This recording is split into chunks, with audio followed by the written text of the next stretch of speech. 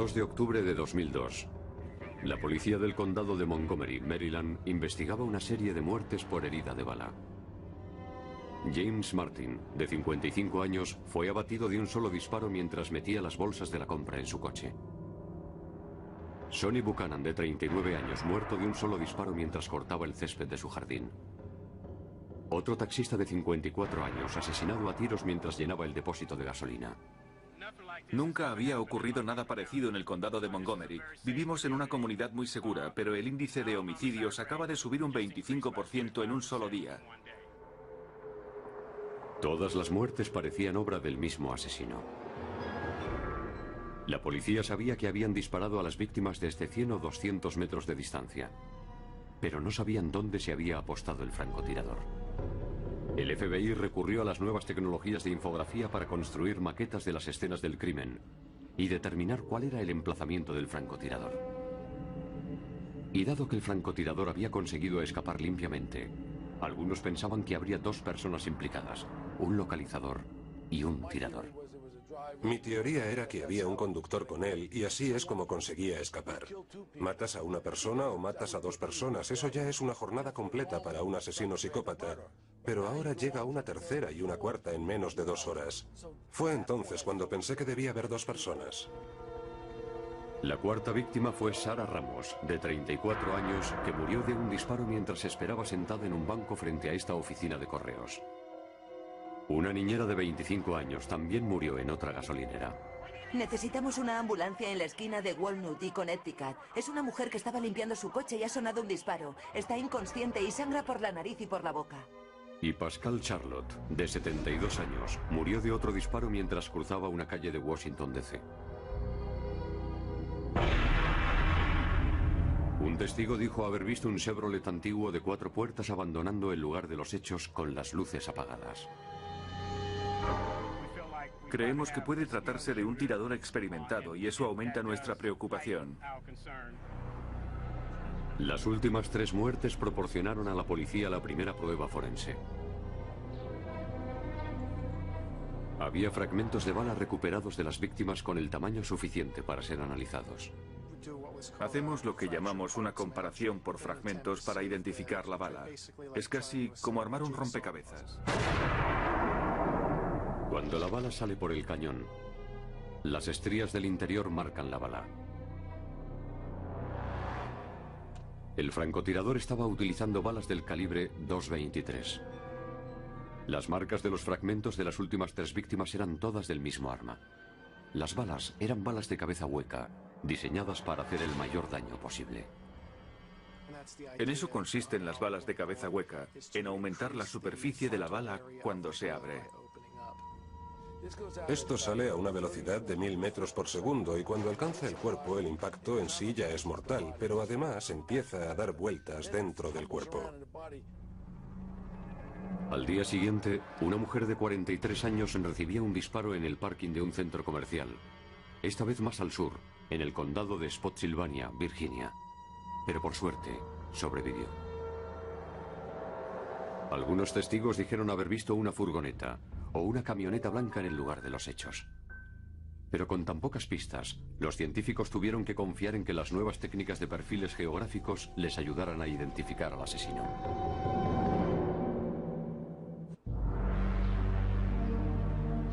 Un francotirador había disparado contra 7 personas en Virginia y Maryland, y empezaba a cundir el pánico entre la comunidad.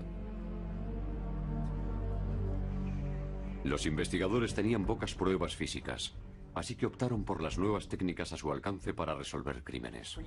Durante años, la policía ha recurrido a las ciencias, a la física, la química, la biología, todas las ciencias puras. Pero ahora se están viendo nuevas técnicas policiales que aprovechan otro tipo de ciencias, como la psicología y la sociología. Los investigadores le pidieron a Kim Rosmo que hiciera un perfil geográfico del asesino.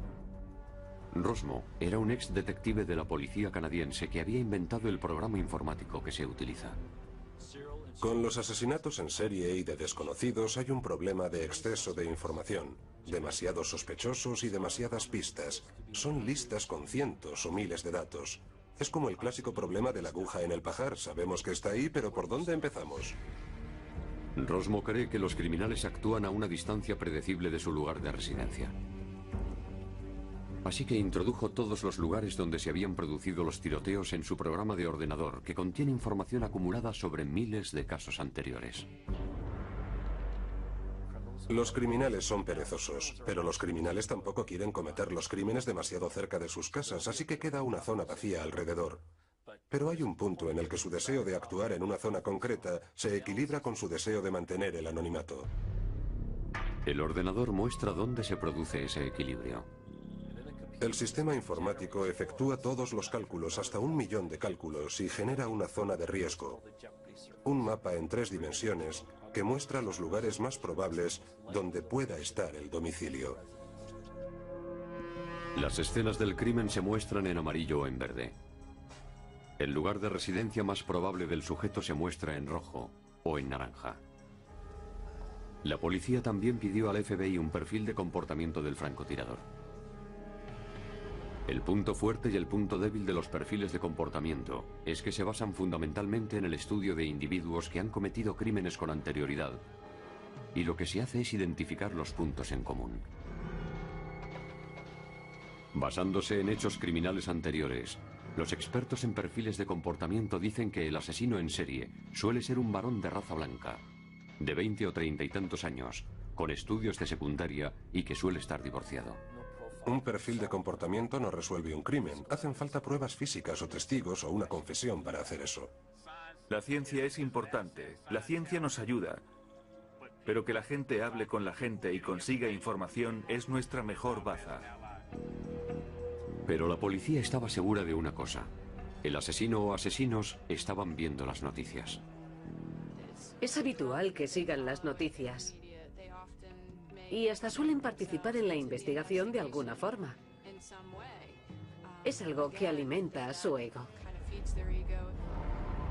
Así que pudo haber estado atento cuando el jefe Moose aseguraba al público que los niños de la comunidad estaban a salvo. Las autoridades del condado de Montgomery dicen que mañana será una jornada normal de clases. El 7 de octubre, el francotirador disparaba hiriendo a un joven de 8º curso cuando iba al instituto. Los padres angustiados se preguntaban si de verdad estaban sus hijos a salvo. Estoy contento porque papá ha venido a buscarme. Él quería que viniera a recogerle y que le llevara a casa. Todas las víctimas eran inocentes y estaban indefensas. Pero ahora se ha rebasado la raya, porque nuestros hijos no se merecen esto. La idea de ver a madres acompañando a sus hijos a la escuela para protegerles del ataque de un francotirador no es la América que yo conozco. En una zona boscosa a 150 metros del instituto, la policía encontró la capucha de un bolígrafo, un casquillo de bala y una carta del tarot, las que se usan para adivinar el futuro. El casquillo era del calibre .223, una munición muy corriente que puede usarse con muchos tipos de rifle. El asesino dejó la carta de la muerte con unas palabras escritas. Querido señor policía, yo soy Dios. Durante los días siguientes hubo 3 víctimas más. Dean Myers, de 53 años, fue asesinado en una gasolinera cerca de Manassas, Virginia. Después, Kenneth Bridges en otra gasolinera de Fredericksburg, Virginia, con un agente de policía a solo 50 metros de él. Y además, una analista del FBI, Linda Franklin, también moría asesinada en el aparcamiento de una ferretería. Los testigos seguían diciendo haber visto una furgoneta o camioneta blanca en el lugar donde se habían producido los disparos. He ordenado que se pongan todos los recursos del gobierno federal al servicio de las autoridades locales para capturar a esa persona. Una de las herramientas del gobierno era un avión militar de reconocimiento capaz de detectar incluso el fogonazo de un rifle cuando se dispara. Pero no sirvió de nada. El siguiente tiroteo se produjo lejos de la zona vigilada. Un hombre resultaba herido de bala a la entrada de un restaurante en Ashland, Virginia, a 150 kilómetros de Washington. Estaba dispuesto a cambiar de sistema por lo que escuchaba en los medios. Eso es lo que nos indica que estaba tomando nota de todo y que lo tenía todo bien estudiado. Entre unos árboles cerca del restaurante, el francotirador dejó otro mensaje con una advertencia para las autoridades. Después de disparar contra la 12ª víctima en una horrible serie de crímenes, el francotirador dejó otra nota. Era una carta de 4 páginas dentro de una bolsa de plástico junto con un casquillo de bala. En la carta exigía que se ingresaran $10 millones en la cuenta de una tarjeta de crédito a nombre de un conductor de autobús de Arizona, al que le habían robado la cartera antes de los ataques. Después de 10 o 12 muertes, de repente decide que quiere dinero. Yo creo que lo del dinero es algo secundario. Estaba pensando, aquí el que manda soy yo. Harán lo que yo les diga. Tengo la vida y la muerte en mis manos. ¿Por qué no pedir $10 millones? ¿Por qué no pedir 1.000 millones? Lo que suele acabar con este tipo de gente es su narcisismo. Basta con darles cuerda suficiente para que se cuelguen ellos mismos. Al final se vuelven demasiado gallitos. La carta estaba mal redactada y con faltas de ortografía, y en la 4ª página empleaba el término nosotros, lo que indicaba que podía haber más de una persona implicada. En la carta contenía la advertencia de que si no se cumplían las exigencias habría más asesinatos. Sí, le han disparado. Está aquí tumbado. Dense prisa, por favor. Tienen que ayudarnos. Estamos en el autobús. A la mañana siguiente, Conrad Johnson, de 35 años, fue asesinado al bajar de un autobús. Y se encontró otra nota parecida a la anterior en una zona arbolada cercana al lugar de los hechos. Los francotiradores intentaron establecer contacto con los investigadores varias veces a través de la línea caliente abierta para el caso. En su mayoría eran mensajes que decían, llamadme Dios. Pero fue otra comunicación que establecieron, la que delataría a los asesinos. El francotirador había llamado a un sacerdote católico de Ashland, Virginia, pidiendo perdón por todas las muertes ocurridas. Pero además, también recordó un asesinato que había cometido en Montgomery, Alabama. Curiosamente, la policía de Montgomery, Alabama, tenía un caso de homicidio sin resolver. Un mes antes, 2 empleados de una tienda de licores habían resultado heridos de bala cuando estaban cerrando el establecimiento. Uno de ellos moriría más tarde. Kelly Adams sobrevivió a las heridas, pero no llegó a ver al autor de los disparos. Podría estar muerta. Ya no confío en nada, ni en nadie. Los testigos dijeron haber visto a uno de los sospechosos perder una revista mientras huía de la escena del crimen. Los expertos forenses de Alabama analizaron la revista utilizando varias técnicas distintas como polvos magnéticos y nidrina.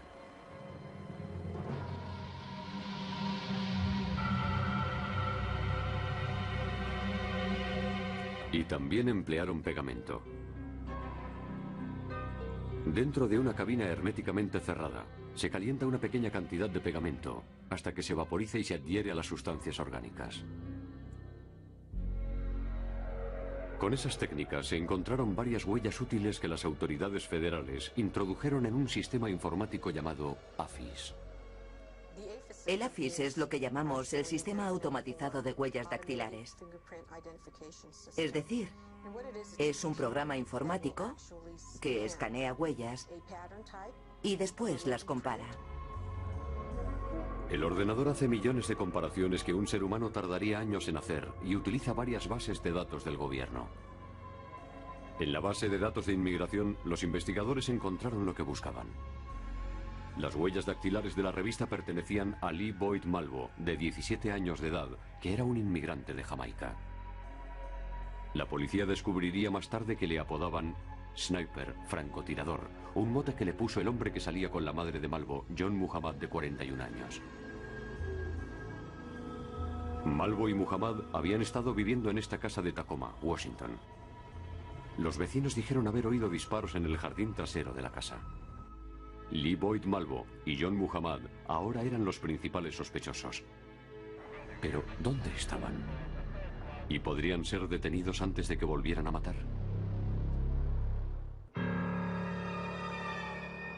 Una llamada del asesino, una huella dactilar de la portada de una revista, y las pruebas de balística habían llevado a la policía hasta 2 sospechosos.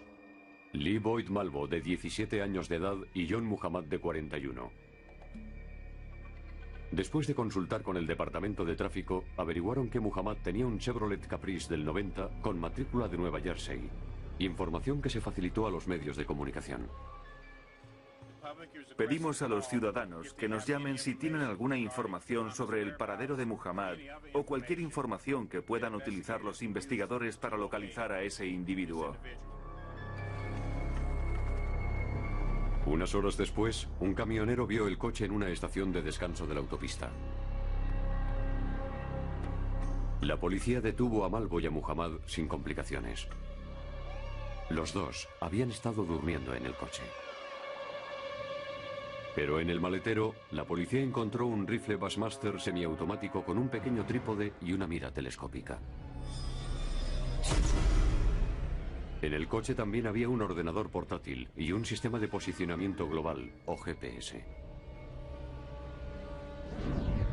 Los satélites que están en órbita pueden localizar instantáneamente cualquier coche que tenga un GPS y proporcionarle mapas de la zona para encontrar la mejor ruta de escape. En el ordenador portátil había borradores de cartas con una redacción parecida a la de los comunicados anteriores de los francotiradores. En el ordenador también estaban marcados los puntos donde se habían producido los ataques, algunos con una calavera y 2 tibias. Y los investigadores también encontraron una lista con el encabezado: personas que morirán luego. En ella aparecía el sacerdote de Ashland, Virginia, y otra persona de una emisora de radio local. El rifle que estaba en el coche de Muhammad fue enviado a la central de la ATF al jefe de departamento Walter Dandridge. Los investigadores quieren esta información cuanto antes. Y las estrías del cañón del rifle coincidían con las marcas de los fragmentos de bala extraídos de las víctimas. Los resultados de las pruebas forenses del arma encontrada en el vehículo ocupado por Muhammad demuestran claramente que se trata del arma homicida. Las únicas huellas que había en el rifle eran las de Lee Boyd Malvo. Sin embargo, encontraron ADN de los dos sospechosos en algunas zonas de la mira telescópica del arma homicida. El ADN de Malvo también estaba en la capucha de bolígrafo encontrada cerca del instituto. Y había ADN de Muhammad en la bolsa de plástico que contenía la carta que apareció en Ashland, Virginia. El coche estaba preparado para ocultar la actividad de los francotiradores. Para mostrar cómo lo hicieron, Crímenes Imperfectos consiguió un coche idéntico y se hicieron las mismas modificaciones que presentaba el coche del francotirador.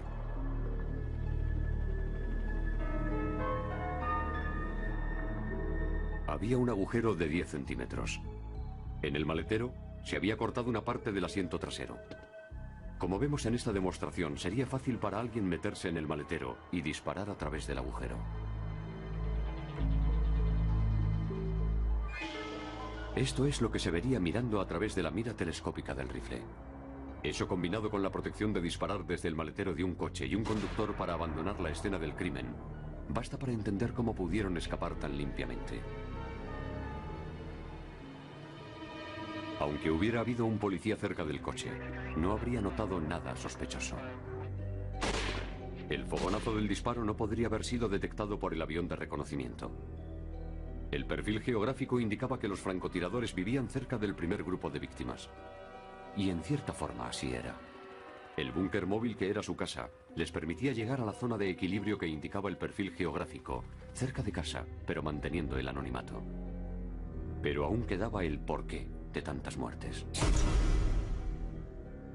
Tiene que haber un motivo. La gente no sale por las buenas a matar personas. La ex esposa de Muhammad cree que sabe por qué. Según ella, los asesinatos podrían haber sido una tapadera para que cuando Muhammad la matara a ella pareciera otra víctima más del francotirador. La mujer de Muhammad vivía en Maryland, cerca de la zona de riesgo que se había identificado como la zona de equilibrio, según el programa de perfiles geográficos. Las pruebas forenses son lo más importante para resolver un caso. Los de perfiles geográficos no son clarividentes. Nosotros no jugamos a eso. Nosotros hacemos un trabajo serio de investigación. John Muhammad y Lee Boyd Malvo fueron juzgados y condenados por 2 acusaciones de asesinato premeditado. Muhammad también fue condenado por conspiración para cometer asesinato y uso indebido de armas de fuego. Muhammad fue condenado a muerte. Malvo fue condenado a cadena perpetua. En los tribunales, cada vez se piden más pruebas concluyentes. Y la ciencia forense y de balística es lo que más nos ayuda a conseguir esas pruebas, porque no cabe error cuando se relaciona una bala concreta con un arma concreta. Es como coger a alguien con una pistola humeante en la mano.